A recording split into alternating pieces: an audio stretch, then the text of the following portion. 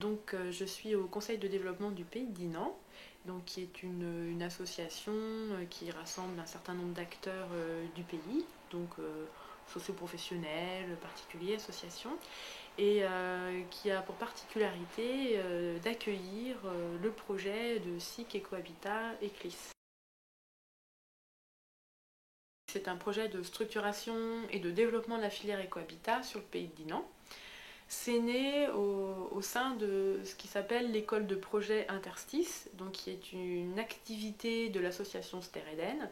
Et cette école de projet accompagne des personnes qui souhaitent créer leur activité dans des domaines économie sociale et solidaire et développement durable.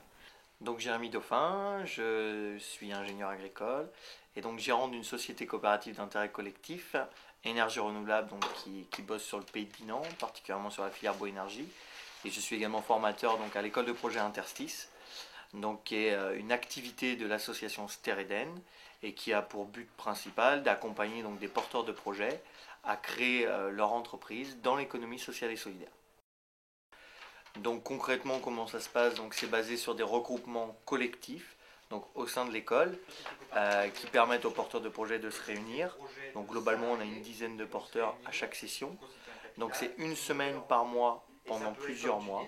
Et l'idée, c'est que par période de construction de leur projet, ils vont le clarifier, le définir et faire des études de faisabilité pour arriver progressivement à la mise en œuvre de ce projet. La formation qu'on propose, elle est modulaire et elle est basée sur des ateliers méthodologiques et bibliographiques et de temps personnel partagé où les porteurs vont pouvoir échanger, mutualiser et co-construire un petit peu leurs projets respectifs. Un certain nombre de porteurs de projets étaient autour des thématiques de l'éco-construction. On souhaitait être accompagnés sur leurs projets individuels, mais également monter un projet collectif. Et donc c'est là que c'est né. Ils ont enquêté un peu sur le pays, sur savoir les besoins, notamment en formation. Ils ont établi une charte. Et puis en fait, après, ce groupe-là a été accueilli au sein du conseil de développement du pays de Dinan, au sein de la sous-commission Ecohabitat, où le travail a continué et a abouti à un projet de SIC.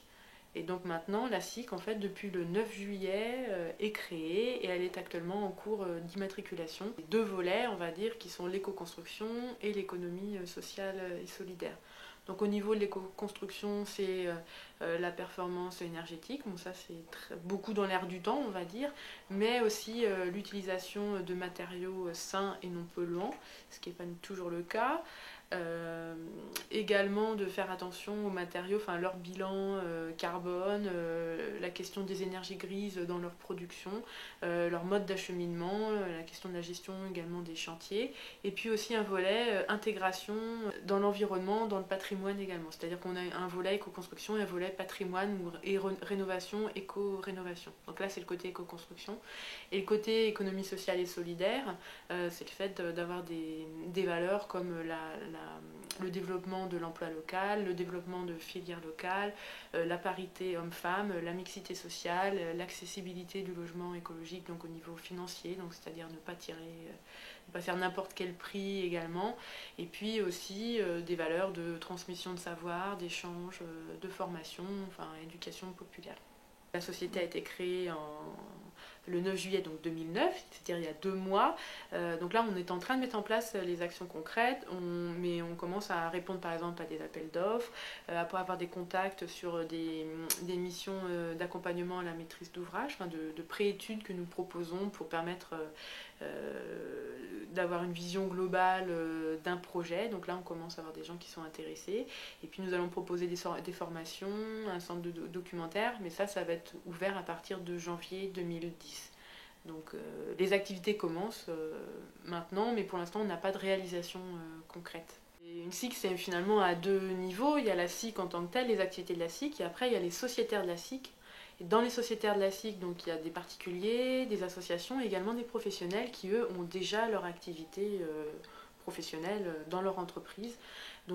Pour l'heure, il y a 13 professionnels qui sont dans la SIC. Donc là, on retrouve différents corps de métier, charpentiers, menuisiers, électriciens, maçons. On a aussi un bureau d'études thermiques, un architecte. Et donc eux, ils ont leur propre activité sur le domaine déjà de l'éco-habitat. Une salle de bain De bal, ouais. De bal, Ouais. Ouais. C'est pour ça qu'ils avaient refait le plancher pour faire une salle de bal. Ils venaient danser là. Il y a des trucs qui ont été remaniés. Avant ceux à qui on a racheté, c'était un petit manoir. Ouais, mais manoir, ouais, monde agricole, métairie. Voilà, c'est ça. Tu vois, je pense les manoirs pas de paysans, mais non, un peu plus. Ouais. Mais...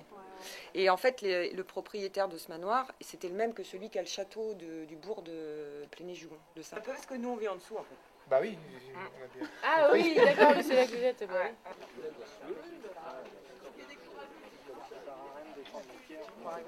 Robert Junalix, je suis artisan maçon père.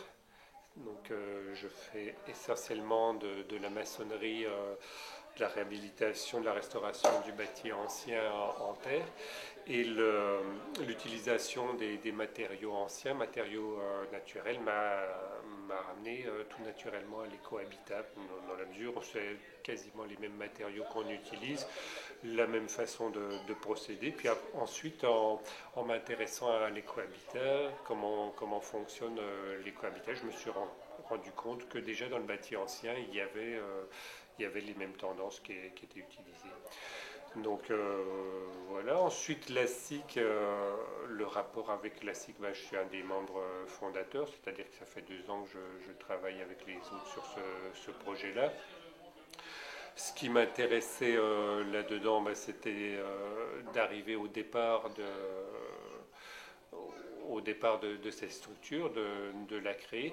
Et ça répondait à une nécessité, c'est-à-dire que en fait, la plupart des gens que je rencontrais qui avaient un projet en éco-habitat étaient un peu livrés à eux-mêmes, c'est-à-dire qu'ils devaient rechercher les informations, rechercher les intervenants, et ça, c'est régulièrement, c'est un problème qui se rencontrait. Donc ça paraissait évident de se regrouper entre les différents artisans, entre les différentes structures qui étaient intéressées par l'éco-habitat pour faire ce lien entre les particuliers, les collectivités qui avaient un projet en éco-habitat, puis ceux qui avaient déjà une expérience et qui travaillaient dans ce domaine.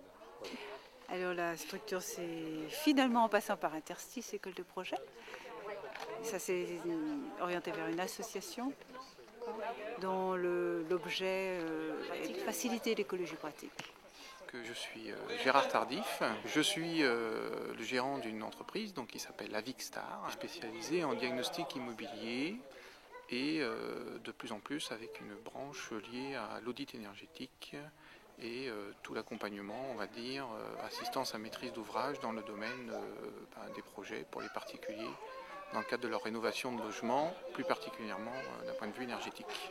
Donc il y a un peu plus de 3 ans, nous avons fait un investissement d'un bâtiment, d'une ancienne usine sur Dinan. Et l'objectif pour nous, c'était d'installer un pôle éco-habitat.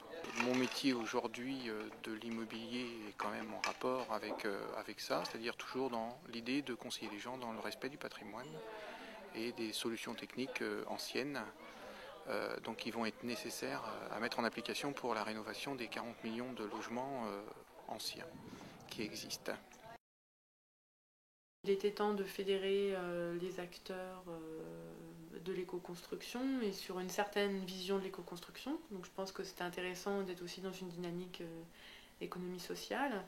Donc je pense que l'intérêt d'un interréseau comme ça, c'est aussi de faire masse et de commencer à être un poids pour aller discuter avec les pouvoirs publics.